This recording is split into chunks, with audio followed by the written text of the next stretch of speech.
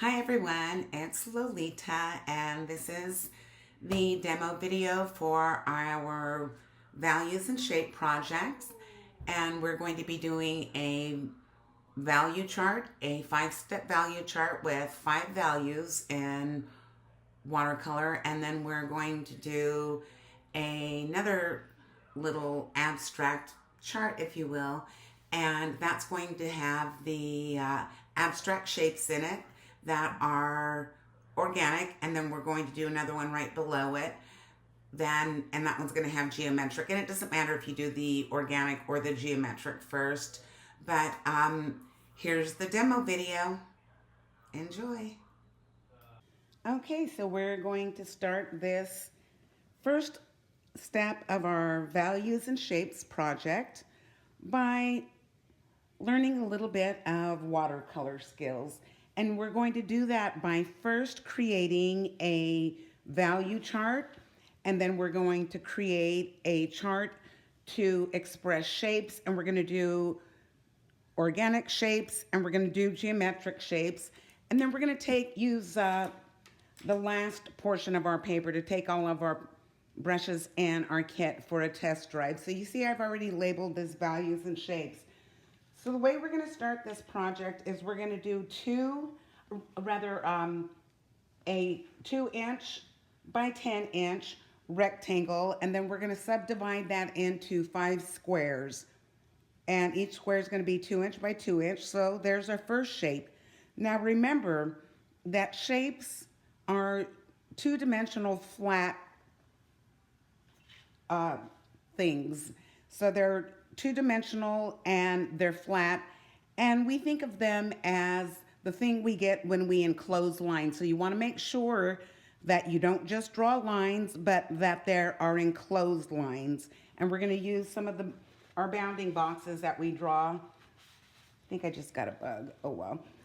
So we're going to use some of our bounding boxes as our edges and make sure that our lines touch an edge of another shape. So that way we have nothing but enclosed shapes when we go to do our organic shapes and our geometric shapes. All right. So the first thing we're going to do is we're going to do that 2-inch by 5-inch value chart.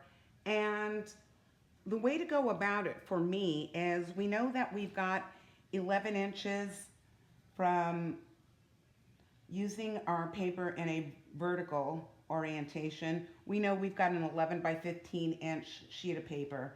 So this is 15-inch from top to bottom, and then this is 11-inch from side to side. So we want to fit a rectangle that's 10 by 5 inches, but I also want you to do 2 more rectangles. One is going to be 3 inches by 10 inches, and the other one is going to be 3 inches by 10 inches. So we're going to do 3 rectangles, and so you want to fit them all on the paper, and part of designing is making sure that the things you create fit on the paper, and we also want to make them aesthetically pleasing. So I'm going to use my ruler, and I'm just going to line it up with the vertical edge of my paper, and I'm going to start, just because I like to start at numbers other than the 0, because I like a little bit of room when I'm working. And you see I've got a paper towel here, and this is just to keep a barrier between my hand and the paper, because since we're human, we all have oils on our hands, and I try not to deposit those on the paper. It as a good archival practice, plus it just keeps your paper clean. So I'm just going to make a little tick mark here on this edge where it's 1/2 inch down. So here's from 0 to 1 is 1 inch, and we see that I have this 1/2 inch mark, which is halfway between 0 and 1, and you see it's a little longer than the other marks on this ruler. The longest marks are the 1 inch marks, or the marks that indicate 1 inch between the 1 inch increment. So we see that long mark, and then the next longest mark is that 1/2 inch. So we see I've got that aligned with the horizontal edge, and so I'm just making that little tick mark. And then I'm going to go to the other side of my paper, and I I can just line up again. I can line up the 1 inch at the top of the paper. It doesn't matter as long as I just use that 1/2 inch value. So I'm just going to line up that 1 inch, and then again go to the next largest mark, and that's where 1/2 inch is. And I'm just going to make a little tick mark there, and we can see that if this is an inch, we can just visually see that the distance between the 1 and the 2, this is the halfway point. And we all can measure things like that fairly good because we've been sharing candy bars and such all of our lives, and we know when we get the bigger half and when somebody else gets the bigger half. So the other thing you might notice is, like, if I measure this, even though I said it's 11 inches, the paper's not always really 11 inches, and it's really not going to be exactly 15 inches. Generally, it's going to be just slightly shorter than that because the, we can see here that it's about 1/8 inch short of the being actually 11 inches. And so what we want to do here is we're going to go ahead and line this up on I'm lining it up on the exact 2 mark, and I'm just going to go up here to my mark that I already previously placed, and I'm going to make another mark, and then this indicates the crosshairs or the corner of my rectangle, and I'm just going to line it up there, and I'm just going to ignore the fact that it's not going to be exactly 1/2 inch in, but I'm just going to, because it's lined up over here, I'm just going to use this as if it were the edge and go 1/2 inch rather in from the 13. And so this way I've got my wonderful crosshairs of my rectangle, and I can make sure that I get accurate measurements. Now, one thing I didn't mention before was that since we are working on the watercolor paper, this specific watercolor paper that we're working on that's in our kit, it really is much more one-sided than two-sided. Lots more expensive papers are two-sided. So you want to make sure that when you tear your paper out of the pad and you start working with it, that the side that was up, or the top side in the pad, that is the working surface of your paper when we're working with watercolor in this class. So I'm just going to go ahead and line this up again, and because I said I wanted it to be 2 inches, I'm taking that ruler and I'm lining it up with that vertical mark that I made and the crosshairs, and I've got the 1 lined up to it, so I know I want this to be 2 inches, so I'm going to go from 1 to 3 and put another little crosshair here, just a little vertical mark, and I'm going to do the same on this other side over here, and just for ease sake, of ease, I'm going to go from the 11 to the 13 because again it's still just 2 inches. So, and then I'm going to go ahead and line this up again on that line, the 2 vertical lines that I made, and this time I'm just lining it up with my 5-inch mark, and I'm still going to do that same process where I am going to mark a 1/2 inch in, and because we know that we went 1/2 inch in from that whole number before, this time just, my whole number is 16, it doesn't matter. It's just to get that 1/2 inch mark. I'm going to go ahead and make my other crosshair line right there. And so then I've got the wonderful edges of a 2-inch by 5-inch rectangle, and rather a 2-inch by a 10-inch rectangle. And the reason I went 1/2 inch in because I want it to be symmetrical on symmetrically spaced or relatively symmetrically spaced on from both edges, because this is a design class after all. So we want to make sure that things fit. And so I know that 11 inches minus 10 inches is 1. And so then with that information, since I know I want two edges, and I split the number 1 into 2, and that's where I came up with that measurement of 1/2 inch. So it wasn't just random, it was determined by math. So now I've got my rectangle, my first rectangle drawn, and for this one we're going to subdivide it into 2-inch squares. And so again, just lining it up with a whole number, and in this case it just happens to be 7, and you can see the other one, it lines up perfectly with 17, so we know for sure that we've got 10 inches there. So I'm just going to do those little vertical hatch marks again to indicate the 2-inch intervals that I want to get with my ruler. And then just, I can do the same thing even upside down, and you can see here I'm using 8 to 18, and so from 18 to 16, that's 2 inches. From 16 to 14, that's 2 inches. From 14, 2 to 12 is 2 inches. And then from 12 to 10 is 2 inches. So now I've got all of the indications of where the edges of my 2-inch boxes are going to be. So now I'm just going to take my ruler and make a straight line right up here. And I want your guys' charts to look as close to and precise as the ones I'm making. You want to make sure that you're just not drawing random squares. You want to do those 2-inch by 2-inch squares, and you should wind up with 5 of them. And then we're going to label those because this is the value exercise also. So we're doing shapes, and those shapes are squares, 5 of them. And then we're going to paint them in with value, and that's going to be the second half of this video. We're going to paint them in with watercolor because we're also learning to do watercolor through this class.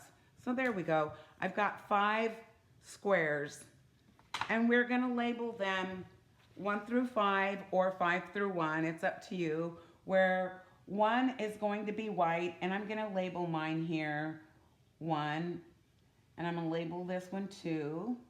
I'm going to label this one 3. I'm going to label this one 4, and I'm going to label this one 5.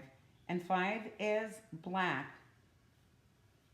We're doing 5 values, and value means the lightness or darkness of an object or thing.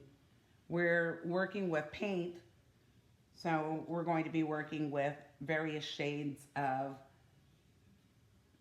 values between black and white. So this one is going to be black. This one's going to be dark gray. And this one's going to be mid-tone. Number 3 is mid-tone. And number 2 is light gray. So this one's going to be light gray. And then this one is going to be white. Number 1 is going to be white.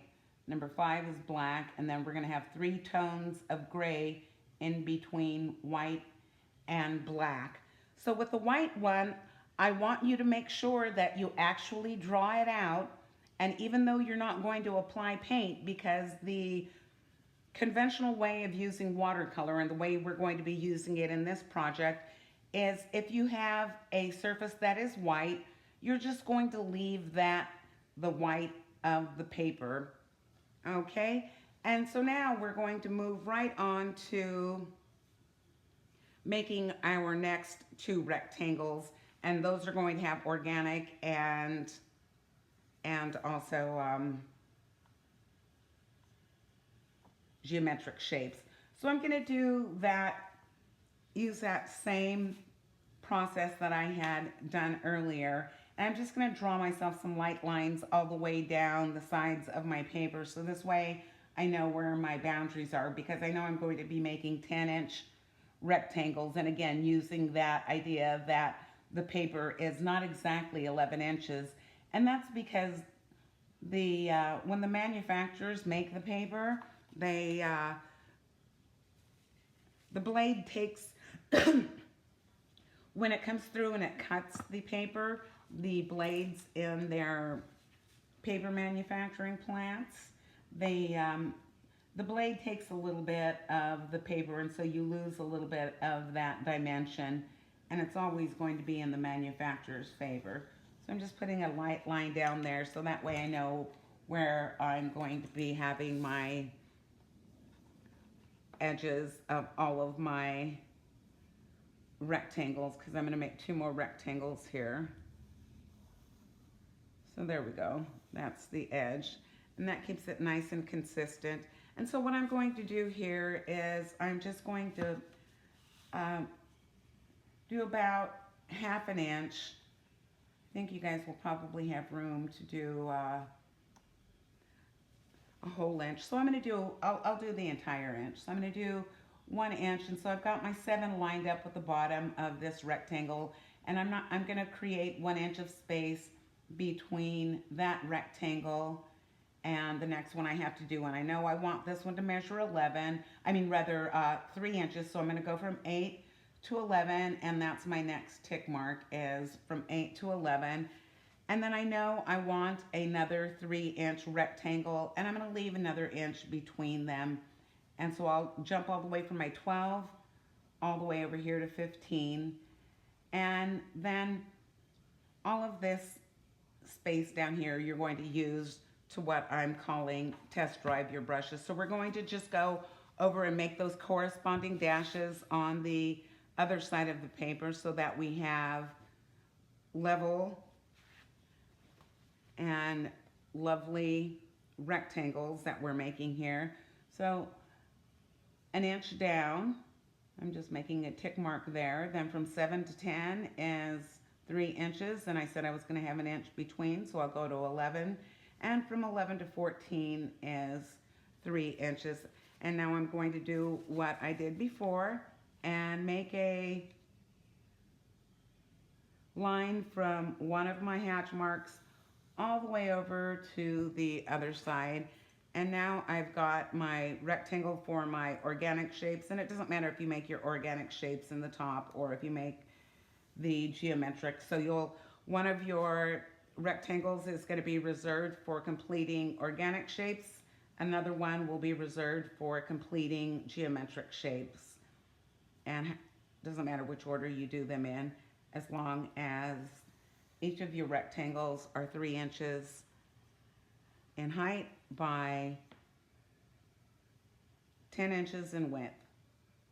And that in and of itself is a shape, because it is where we've got lines and they have enclosed a space to make a 2-dimensional flat space where you have a shape by enclosing lines. So, and then all of this area down here, this is just going to be to test drive your brushes. So this will be your test drive section. And I'm going to do my top rectangle with organic shapes. So I'm just going to label that organic shapes. So I'm going to label this one organic shapes. And I'm going to do my bottom with my geometric shapes. So I'm just going to label this one geometric shapes.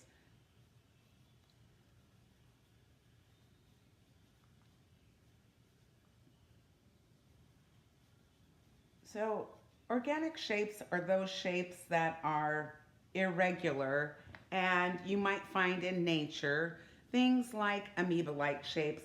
So what I'm looking for here is anywhere between a 8 minimum and maybe 12 maximum, because I don't want this project to carry on too long. Don't make any images. This is just completely random, abstract, organic shapes, just abstract. And so I'm going to start at an edge, and I'm just going to make an irregular curve, and then I'm stop at another edge, and that right there is a shape. It's flat on this side, sure. And then I'm just going to start again at that edge. If I feel like starting at this edge, that would be okay. So just to prove to you we can do it. So remember, we're going to wind up painting all of these shapes in that we draw a different value, unless of course it's white. And in that instance, you're not going to use paint at all, because the traditional way of using watercolor is you don't use white paint to create white. You just use the white of the paper. So then I'm starting at this edge here and just moving it over here, and I'm getting myself just some random shapes. I think I'll do something where I've got a little bit of a diagonal to it.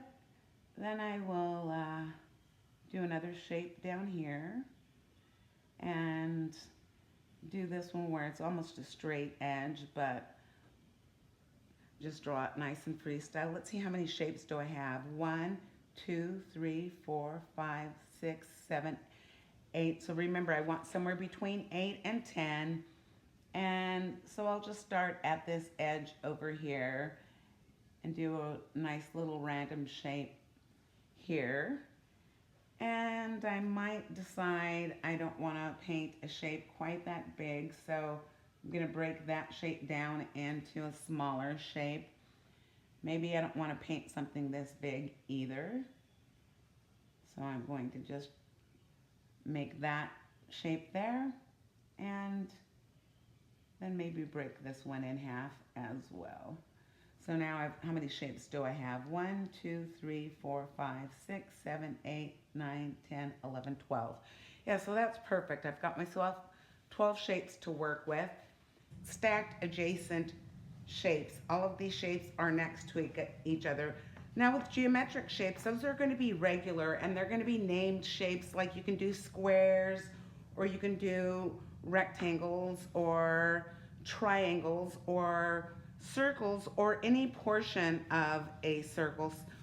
And to create geometric shapes, you can create shapes that are partially round or completely round. So I'm just using this as a template to make a circle, and then you will have a series of straight lines that intersect at any random point that you choose, at any angle. It doesn't matter what angle you use, but it's just straight lines that connect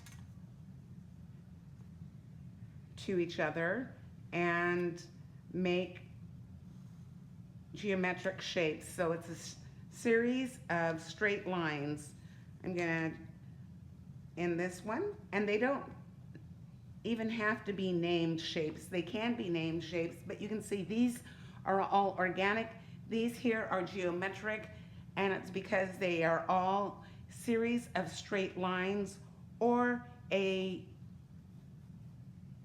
shape where there is a portion of a circle. So here is a shape that has a portion of a circle or a complete circle, and then I'm going to make this shape have another smaller circle here, and then I'm going to take a straight line and intersect with that edge and intersect with this edge, and I've got geometric shapes there. Then I'm going to do another line just straight up and down, because straight lines intersecting are what make geometric shapes. And you can just make any pattern. I can start from that corner if I feel like it and go any level down that I feel like, and I will take this and just make it, you know, some random triangle here, maybe.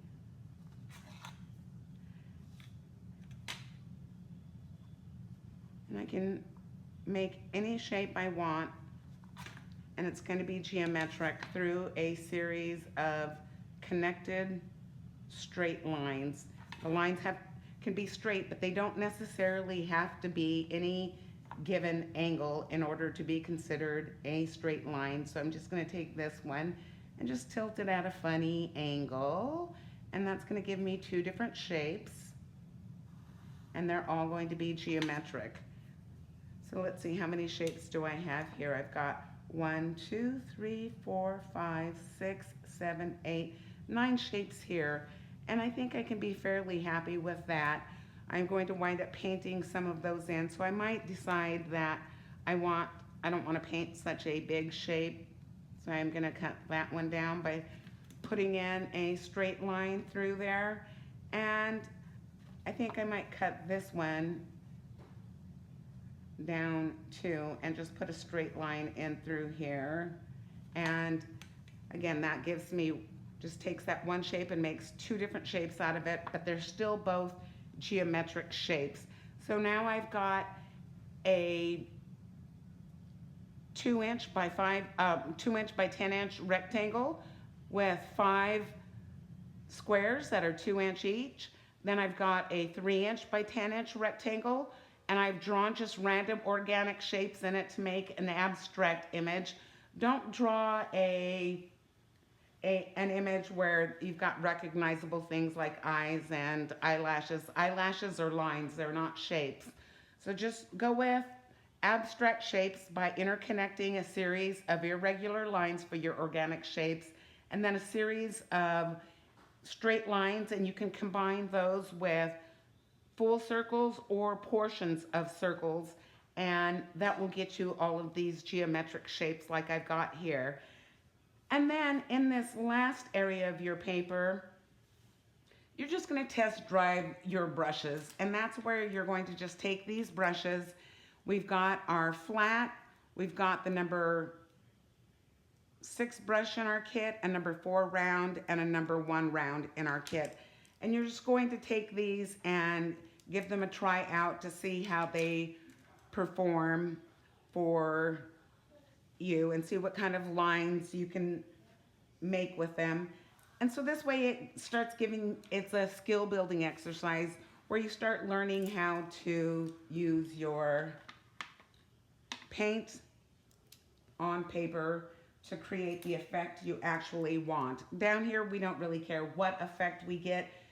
You just want to see what effect you get and then take that into consideration, what effect you're getting, and use that as information to inform the marks you want to make going forward. So we'll see what just randomly is left behind, and then by making those random marks, then you can be deliberate about it instead going forward. So we're using our Sakura Koi kit. Most of us are. If you're not using this Sakura Koi kit, then let me know. Send me an email. Those of you who are watching that are actually my students. And the first thing we're going to do here is we are going to mix up we're going to mix up 4 different values. We're going to mix up some black paint, we're going to mix up a puddle of dark gray paint, and we're going to mix up a mid-tone gray and a light gray. And we're going to mix all of those from your palette here. So to start the painting portion of this exercise, we're going to get our palette out, and we need to see that one of the things we need is you're going to need 2 containers, 1 container for dirty water, 1 container for clean water. And let's see, those are not in the camera. So let's pull these down and get these down here. And we've got 1 container for dirty water and 1 container for clean water. And then we have to make little puddles of watercolor paint, so that way we can fill in and paint in our shapes.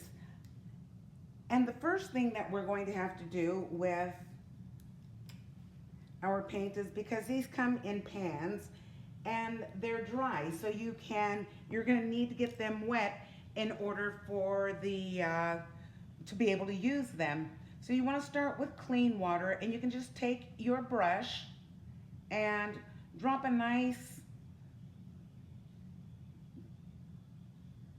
drop of water on top of both your black paint and your white paint to soften them up and to get them wet and ready to use on the paper. So what we're going to do, you see me now working this water down into the surface of that black pan, and we don't ever paint directly from the pans onto our paper. What we do is we transfer it onto our palettes first.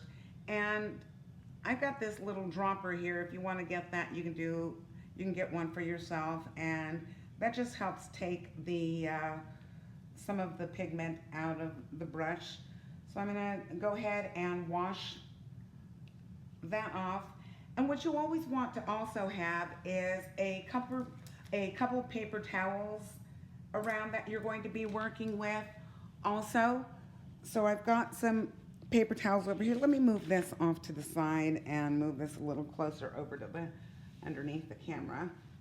And so you'll also want to have a little paper towel that you're working with to sop up the excess water, and it's to help you moderate the amount of water you have in your brush and to moderate that water to pigment ratio for the little puddles of paint that you're mixing up. You see here I'm going back and getting more black paint out of this little pan here and transferring that over to this well of my palette here, and wash my brush off, rinse that out and get a little more water.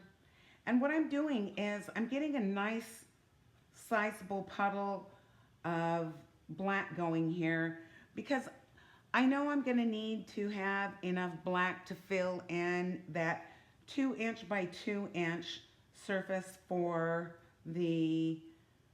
my value chart, my 5 value chart. I'm going to get some more of this out. I'm using a dropper just out of efficiency. If you guys want, you can use your other brush and drop water and like clean water, clear water into there and work some of that excess pigment out. And that looks like I've got a good place to start. So now I'm going to mix the dark gray, the mid-tone gray, and the light gray. I'm going to use this well here, and now because I'm going to be mixing white into my puddle here, I don't really care if I use my dirty water, because my dirty water is just water and only black pigment and white pigment.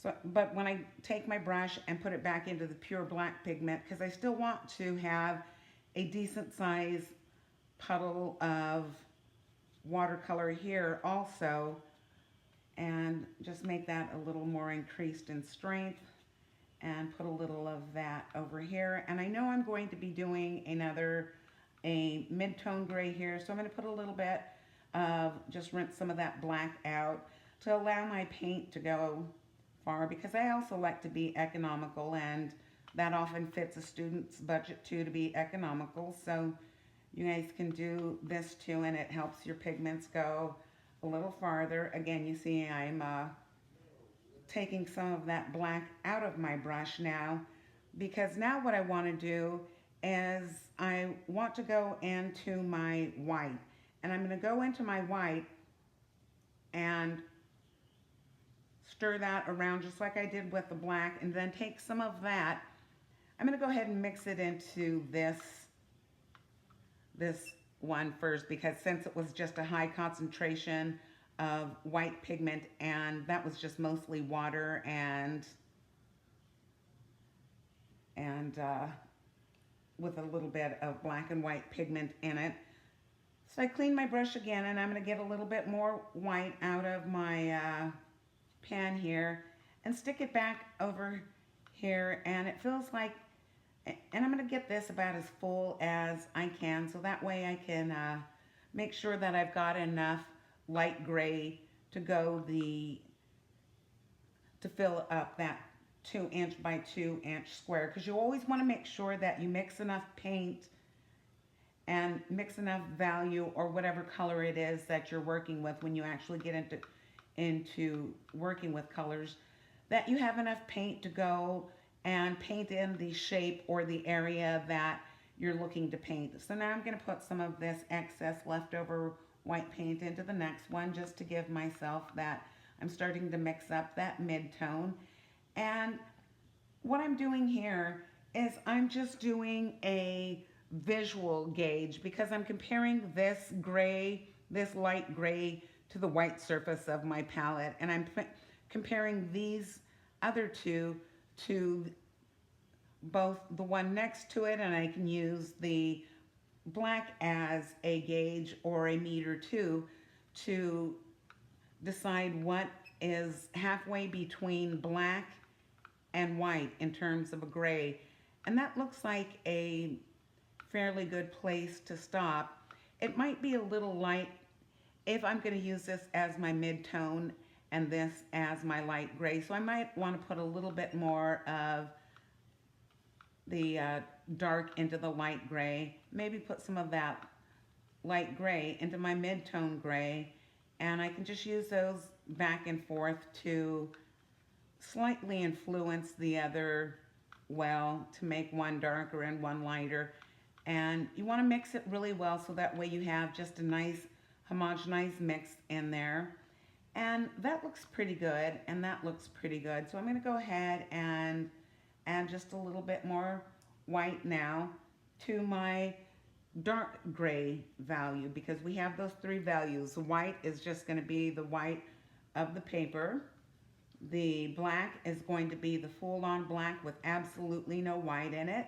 That dark gray is going to be black with just a little bit of black paint, rather white paint mixed into it, until you get about a tone that is about this value. You get a value that is, so if I'm looking here, I've got a black, I've got a dark gray, I've got a mid-tone gray, and I've got a light gray. I think there's a lot of distance between my dark gray and my mid-tone gray. So I'm going to go ahead and make my mid-tone gray just a little darker. And I think I'll take that excess and mix it back into this one and make it just a little lighter. And I feel those just visually, that strikes a visual balance for me, where it feels like this is a step closer to white away from this black. This is a step closer to white away from that gray. And this is a step closer to white away from this gray.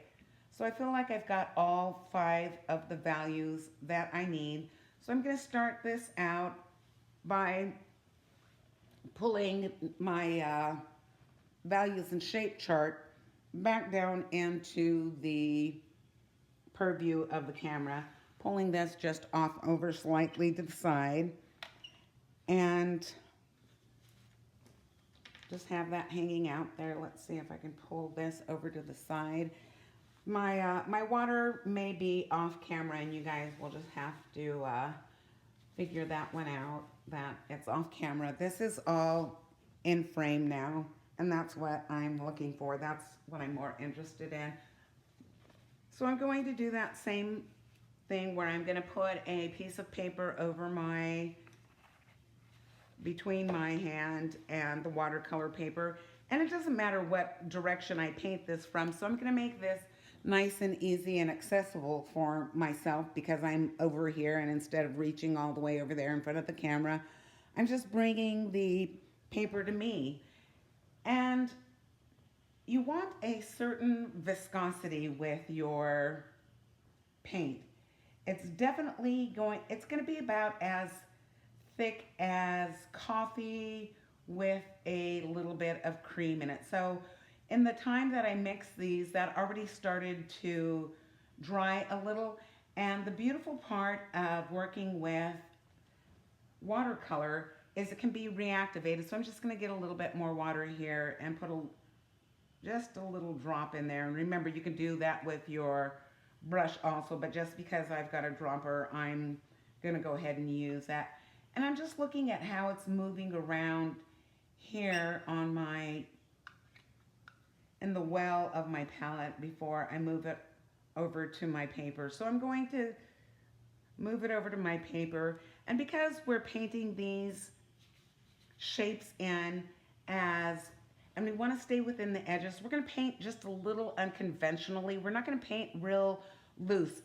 We're going to paint really tight, and that means we're going to choke up on our brush. And we're going to start first by doing what is a wet into dry technique. And what that means is we take a wet medium, like watercolor paint, and put it onto a dry surface like paper. So the paper is dry and the medium we're putting into it is wet. And we can see that there's not a lot, the paint's not dripping from my brush. So you don't want the paint dripping from your brush. That means it's got too much water. And you don't want it so thick that it leaves a residue, that you can see a build up an edge that is a physical edge to it. You want to make sure that it's just going in there and slightly dyeing your paper, if you will. So you can see that I'm just going to take this from the inside of the shape and I'm going to go right up to the edge of my square and go real slow and move it along. And you see that I'm using my number 8 round, so that's what we're going to be using here. I know it may seem like, oh, I should use my flat, but no, we're going to use our round because we get really nice straight lines out of the round too. So you see I took it right up to that edge, and I'm going to take it up to this edge also, so that way I get a nice even tone and value throughout. And then I'm just going to feed right into that wet edge and use the physics of the paint to let it just flow and diffuse into the surface next to it. I'm going to do the same thing here. I got a little bit of lint on my brush, and I'm going to take that and just move that paint on my brush, connect it into the edge that I left behind, that nice wet edge. And I'm going to do all of this where it's nice and wet, and then just take the paint from my well and work it into that wet edge, so that way it diffuses really nicely into the passage next to it. Again, just working right into that edge. If you see that it's getting a little bit too light on your paper, go back in and reload more paint into your brush. You want to try to avoid going too much of this type of thing and try to go with one fluid stroke. So again, I'm going to go in here and I'm going to take this all the way down to the end and get myself a nice, and move this before it dries too fast and leaves an uneven edge. And so I've got all of my edges filled in, and now I'm just going to allow that paint to move, join up to the wet surface, that wet passage, and allow it to just flow into the next passage. So that's my black. And now I'm going to go ahead and do my mid-tone next. And I'm going to do my mid-tone next because you want to make sure you let your one square dry before you start the square next to it, because otherwise the nature, the physics of the watercolor, it's just going to take that edge and bleed right into the next. But you go ahead and let it dry and it'll be just fine. Just make sure when you go back in, you don't get that next edge too wet. So I'm going to go in with my middle, and again, turn the paper so that way it is accessible to me. I'm going to make sure I don't, and you see I'm reactivating this, I'm going to make sure that I don't touch my wet black square because I don't want to smudge that. And I'm going to do that same action for my mid-tone square. And just go in where I choke up on that brush, go right into the edge, take that right up to the edge and lay that passage down. I'm going to go ahead and pull this down so I've got my boundaries of my square nice and drawn in, and I can just take that paint and put it down into that wet surface, the wet passage, and allow it to flow into the next passage that I put down. That's what it's called when you lay paint down. It's called a passage. So even when it's abstract in this form, it's still considered a passage. So I'm just taking that and using the physics of the watercolor paint and allowing it, one edge, just to diffuse right into the next wet edge. And I'm going to go here and finish up this edge as well and allow all of that paint just to diffuse into the next passage. And clean my brush off. I'm going to let that dry, and I will, after this black is dry and this mid-tone gray is dry, I'll go in and paint the dark gray and I'll paint the light gray. And the white, we're not going to paint anything in there because remember we just leave the white blank. But I can go ahead and move a little forward with my project because I'm also going to paint in all of my organic shapes, one of the values that I've got down here. So let's just say I know I'm going to, and it doesn't matter what value you paint them, just paint each one a different value. You're going to use this by value. If you decide to go with white, then you're just going to leave that blank. I'm going to go into this one and I'm going to make this one right here. I'm going to decide that this is going to be one of my black shapes and just take that paint I've got here and start painting in one of my black shapes and use that same process that I did. We're still going with the wet material into a dry surface, so it's still the wet into dry technique, and lining my shape and moving that paint around, working the one passage into the edge of the passage before it to try to get that as even as possible, that distribution of paint across the surface of the paper. Got another piece of lint in my brush and staying within the lines that I've drawn and chosen to fill in that shape. And I can see that if I decide that I'm going to do some of my other shapes in black, I'm going to need to mix up more paint because this isn't going to go real far. I can probably fill in this little semicircle here, this portion of a circle. So since I decided to make this shape on my geometrics black, I'm just going in and filling that in with black, painting it in with black, with what I've got left here in my palette in this well, and moving that around and working into that wet edge, to let the physics of the paint distribute that black throughout that shape as evenly as possible. Sometimes I might push it around just a little if I feel I can manipulate it without lifting too much.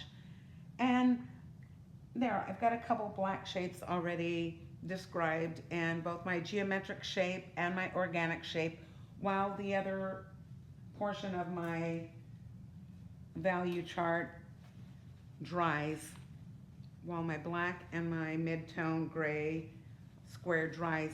And then down here for the test drive, what you want to do is you want to play with these, the same thing with the paint you've got here, and see how thick you can get, how thin you can get when the brush runs out of paint. See the changing values just by virtue of allowing the paint to dry off on your brush. Wet your brush once you are going to use it. You always want to get it just a little moist before you start using it. Don't get it like where the water's dripping off of it. You know, then take your other brushes, like your 3/8 inch flat, and make a mark with that. And we're still doing that wet into dry technique. And maybe take it and see, oh, if I just use that edge, I can get a pretty skinny line with it. Probably go back in, maybe line what you've done before.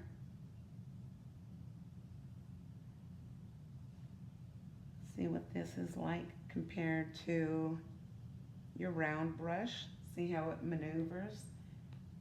And do the same thing with your number 4 brush. Get those bristles wet and see what kind of marks this leaves behind. If you know, can it get as big as your number 8? Can it get skinny? Can you write your name? What can you do with it? Then see what you do with what you can do with your number 1 brush too. I'm going to switch to that dark gray paint and see what you do with your number 1 brush. See how that works for you. See if you can get more refined passages, more skinnier lines. So give them a play and fill this whole area up. You can draw in shapes if you want down here and then paint them in. And if you want, you can start practicing with this technique called wet into dry. So I'm just going to get some clear water, clear clean water, paint in that shape with clear clean water, and I'm going to lift some of it up because I'm looking at that surface and it's sort of shiny. Again, the physics of watercolor says that the paint, if I put it on my paper, it's not going to go anywhere where the water is not. And we can see that with this, it diffuses out a lot more. It's not as controlled as working with the wet into dry. So wet into wet gives you these nice loose passages, and the wet into dry is going to be a much more of a control. And wet into dry even involves, like, you could put or a wet into wet, you could add a different value into an existing wet surface. So putting a little bit, just dotting black in there and letting it take off and do things on its own. Taking a little bit of that lighter and again letting it take off and do things on its own. And that's what wet into wet is. Okay, now that my black and my dark gray edges are, or rather my mid-tone edges are dry, I've reactivated my light gray, and what that means is I put water in it because it will dry. And that's the beauty of watercolor, is that it reactivates, so it really allows your paints to go a decent amount of time and really conserve your supplies. The other thing is, after we're finished with this, we don't want to wash this off until we're complete completely finished with this value project, because you can always just go back into each one of these and modify the color by adding more, or modify the tone rather by adding more white or black. And since you can reactivate these, there's no reason to wash them down the sink.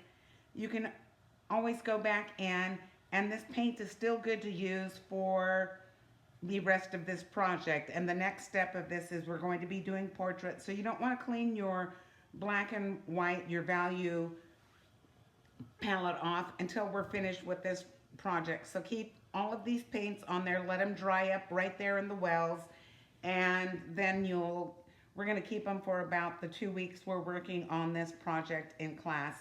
So now I'm just going to go right in next to the mid-tone and do that same process again, where I just guide that paint down the edge, leave a nice wet edge for myself to work into, and put my next passage of paint down right into that wet edge, so that way it just does a nice diffuse, and it really self blends that way. So going in, make sure I cover all the white and pulling it down those edges again and getting right there into that last passage and putting that paint down. I got quite a bit of paint on there, and so I can move that. I think that's going to allow me to finish this entire square here. Get that nice and fairly even tone in through there.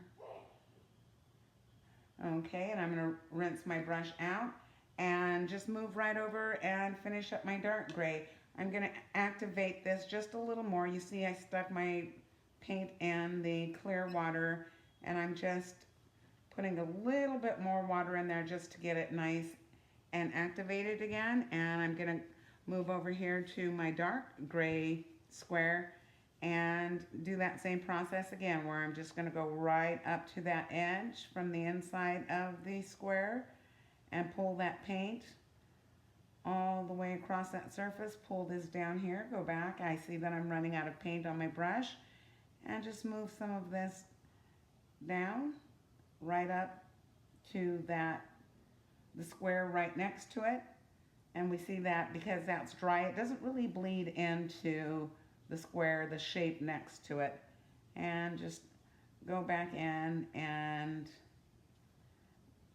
add another passage and take that wet edge of the paint that's on the paper and put my next passage right into it, so it just again does that automatic diffuse blend.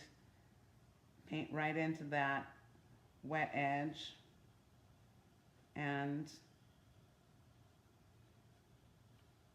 paint right into that wet edge. Oh, got more lint on my brush. Painting that edge and going right into the wet edge to allow that paint to just diffuse right into the passage next to it.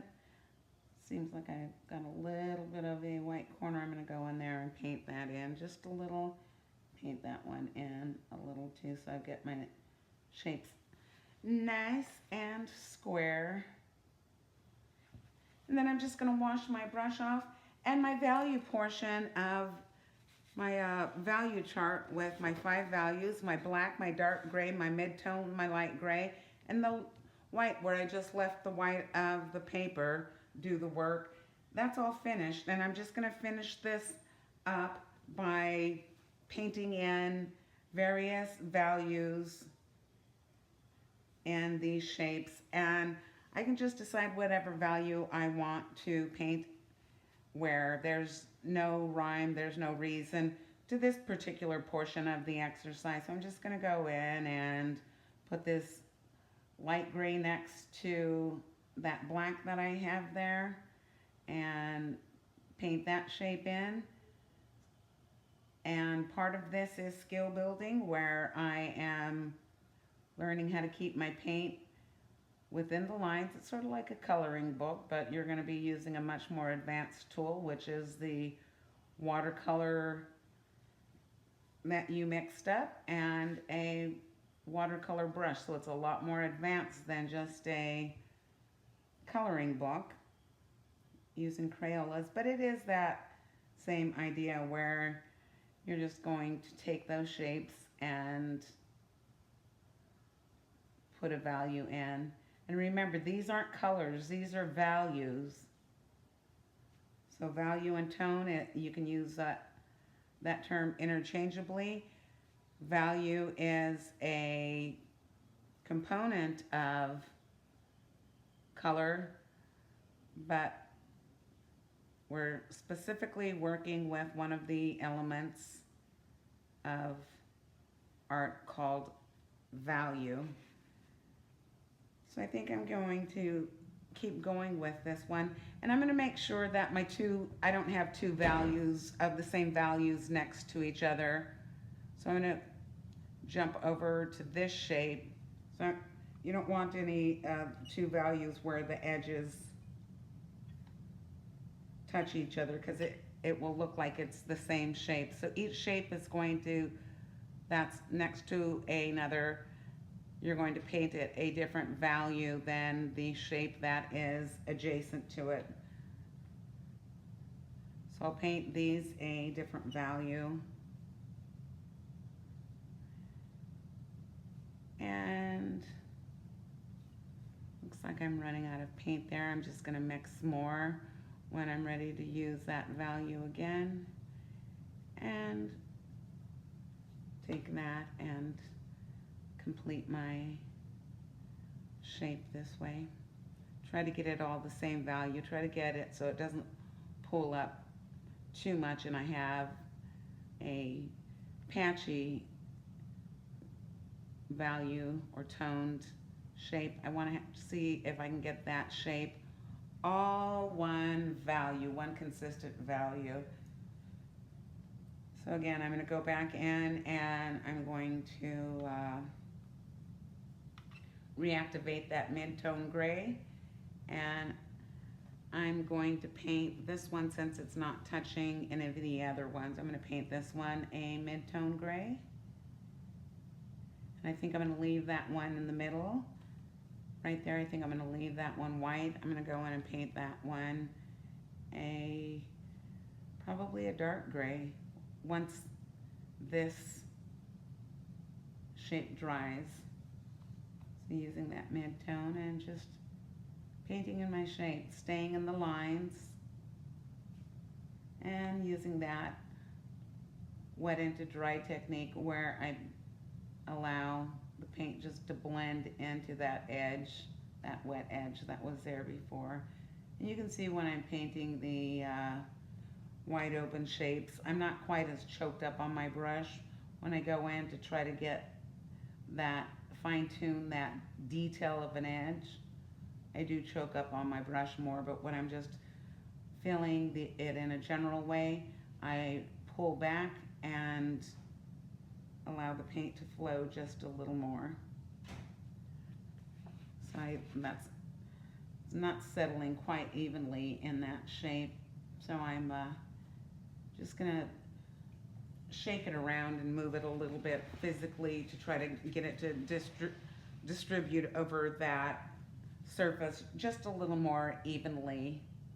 And if I feel like it's not dark enough, I might go over it with another passage again. So this time for real, I'm going to finish painting in all of these shapes, and then I'll show you guys what it looks like once I've completed and painting in all of my shapes. So you can see I've painted in all of my shapes. I painted in my squares and my 5-step value chart. I painted in my organic shapes and my geometric shapes.